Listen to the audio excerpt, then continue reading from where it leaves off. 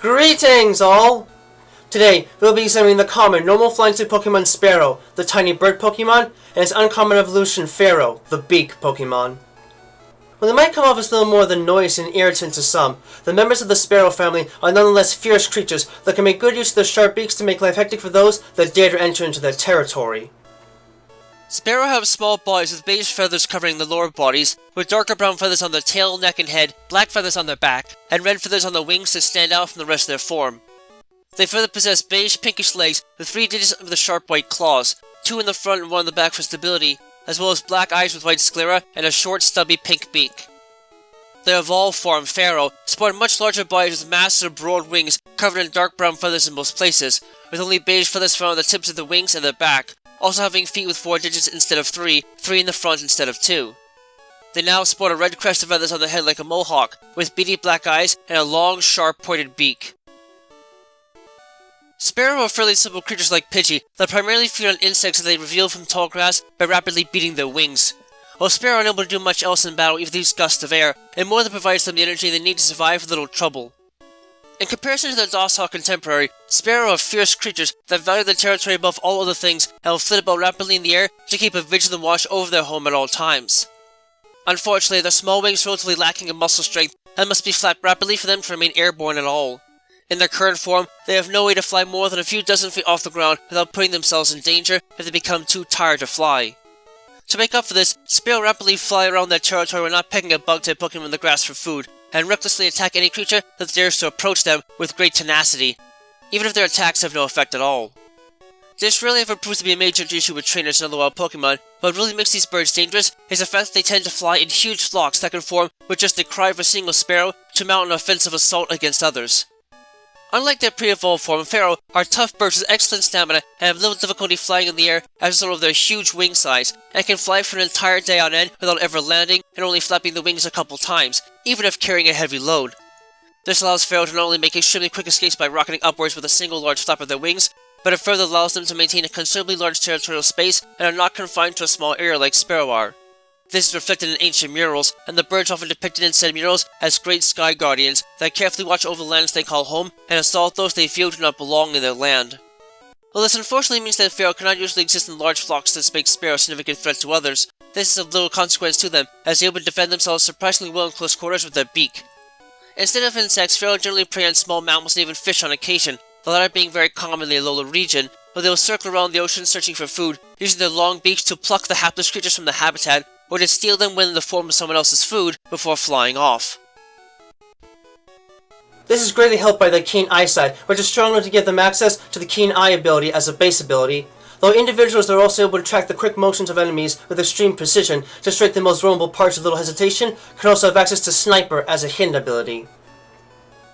In looking at their combat skills in the case of Fearow, while it is true that these birds have noble power and agility on their side, they are rather lacking in other departments as a whole and are thus not always the best of fighters. But their defensive strength and agility are still quite respectable, possessing above average base attack and speed stats for fully evolved normal and flying type Pokemon, thus giving them a noble edge over similar bird Pokemon. While Spearow and their short stubby beaks might not have much of a reach in practice, the combination of dozens or even hundreds of these beaks attacking a single target as a flock can often generate nasty results. This is also the reason why farmers with insect problems in their fields welcome the vicious birds and their vigorous appetites, knowing that Spearow have no taste for the crops they are growing.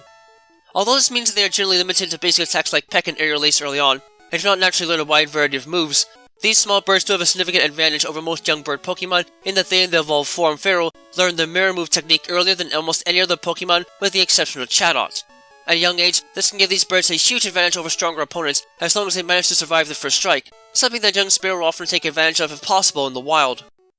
Generally though, these creatures do not normally learn the mirror move technique until they are close to the normal point of evolution, so they are limited into more primitive offenses until then. This will usually have no effect on the overall performance in battle prior to evolution, but it is still something worth noting for trainers to find favor with their otherwise volatile personalities. Although they might still be relatively limited in the range of attacks they can actually learn, Fearow are a significant improvement over Spearow not only in terms of mobility, but in particular their offensive strength. Instead of a short stubby beak, Fearow possess an elongated beak that is nearly as long as their head and neck put together, and surprisingly sturdy despite its thin profile. Aside from making it easy for these birds to pick up unsuspecting prey with pinpoint accuracy, and thus enabling them to learn the pluck attack, which Spearow cannot learn, This elongated beak allows Fearow to perform devastating attacks with their stats, where otherwise never suggested to be possible.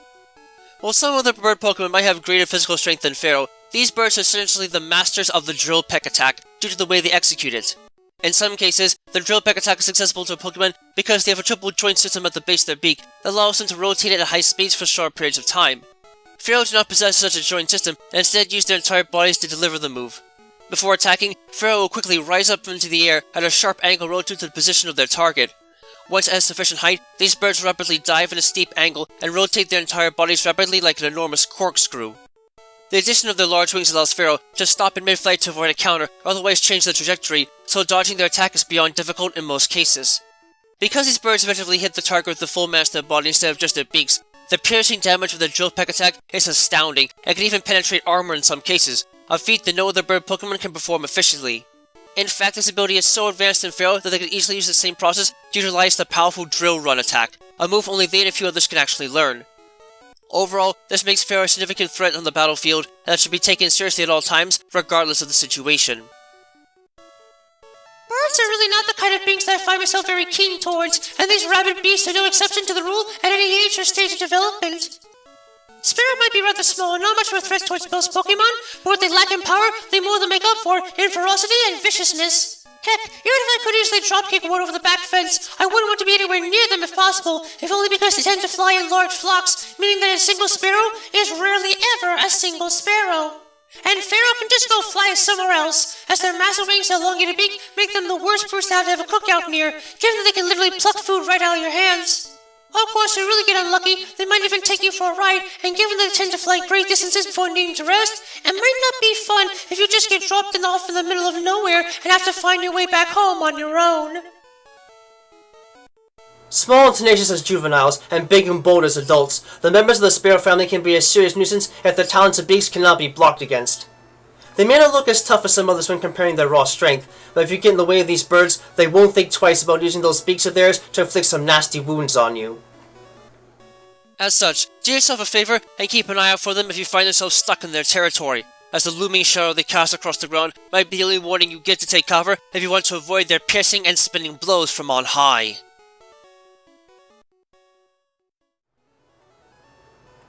Thank you all for watching this video. It always brings me great joy to see others enjoying the work I do to try and make the world of Pokemon and the fascinating creatures that lay inside of it feel as real as they possibly can. If you really enjoy my work, please feel free to leave a comment and subscribe, as I always do my best to respond to any and all comments that are left on my videos.